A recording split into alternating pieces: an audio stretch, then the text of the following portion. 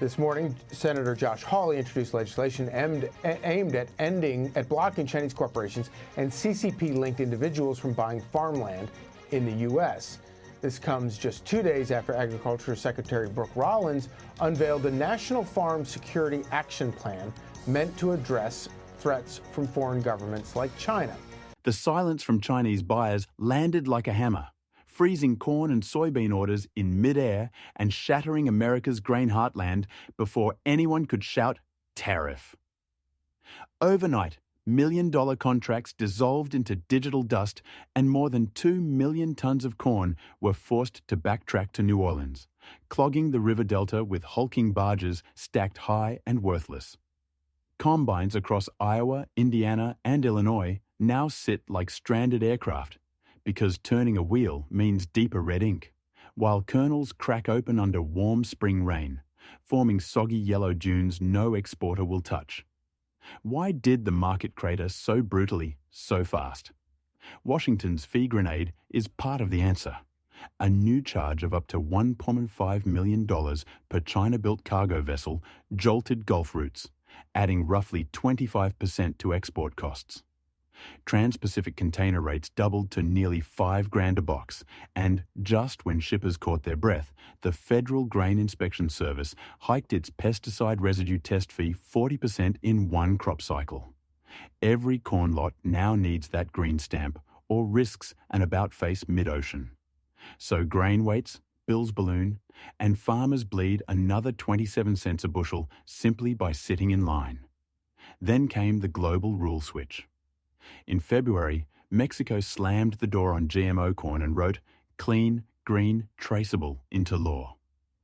Asian and European feed mills photocopied the clause.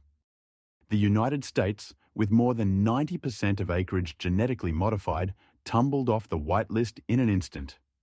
Meanwhile, Canada, less vocal, more nimble, waved its Prairie Trace blockchain in Tokyo, Seoul, and Brussels and inked deals worth billions. Canadian corn shipped at $4.20 a bushel, while Midwest cash bids plunged to a 7-year low below $3.50. Importers shrugged. US grain costs more, clears customs slower, and fails the new purity test. The maple leaf suddenly looked like a Swiss passport. On the ground, the pain is ruthless. Unsold US stocks have ballooned to a 6-year high of 2.5 billion bushels, roasting in silos that were never built for summer heat. Harvest expenses already chew up $165 an acre in Iowa, yet cash bids in Cedar Rapids dangle at $3,074.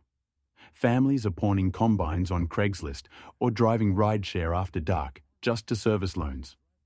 Indiana's Corn Belt economy shrank 6% in the first quarter. Food bank demand has doubled, and a proposed SNAP cut could erase 133 million meals. Roll West and the Mississippi Waterway, throttled by record low levels for the third straight year, forces barges to lighten loads and wait half a month for a slot. Every delay knocks another leg from the price table. Communities are withering. Some rural Illinois districts have flipped to 3-day-a-week classrooms to save electricity. In Nebraska and Minnesota, new irrigation caps are choking yields, grain trucks have vanished from Highway 6, and a Hastings diner turns off the grill by 6 because nobody shows up after work that no longer exists. 25 ethanol plants across the Midwest lie dark, idling 1.26 billion gallons of capacity. Valero's Columbus refinery has scrapped 60% of its night shifts, sending 100-plus workers home. Corn was once a lifeline. Now it's an anchor, pulling towns toward ghost status. While the US scrambles, Canada is writing a playbook the world can't resist.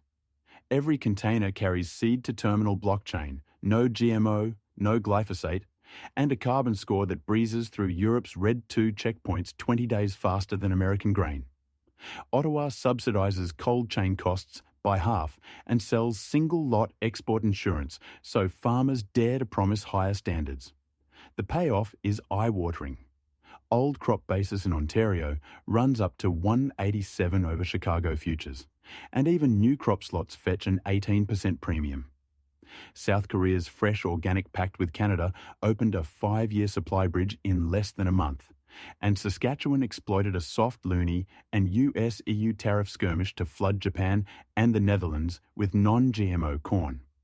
In the same week, only 30 US grain ships loaded in the Gulf, 14% fewer than a year ago, while Vancouver's railheads hoovered up backhaul rates straight from the American Midwest.